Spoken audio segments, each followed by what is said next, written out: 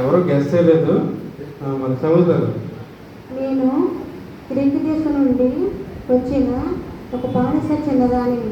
నేను మార్కు అనే మారు పేరు గల యోహాను తల్లి అయిన మరి ఇంటిలో పనిచేస్తూ ఉంటాను.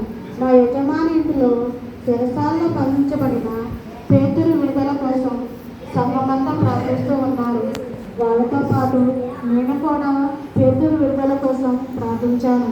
అప్పుడు యేసయ్య తన దూతను పంపి పేతురును చెరసాల నుండి విడిపించాడు. పేతురు మేము ప్రార్థిస్తున్న ఇంటికి వచ్చి తలుపు కొట్టినప్పుడు నేను పేతురు స్వరం గుర్తుపట్టి యేసయ్య పేతురును విడిపించాడని సంఘముతో చెబితే ఎవరు నా మాట నమ్మలేదు. నన్ను పిచ్చిదానిని అన్నారు. కానీ మన యేసయ్య మన ప్రార్థనను విని మనకు సహాయం చేస్తాడు కదా. సంఘమంతా వచ్చి పేతురును చూచినప్పుడు షాక్ అయ్యారు. మీరు కూడా నాలాగే ప్రార్థన చేసి అది యేసయ్య చేస్తారని నమ్ముతున్నారా? ఇంటికి నా పేరేంటో మీకు తెలుసా? చెప్పారు.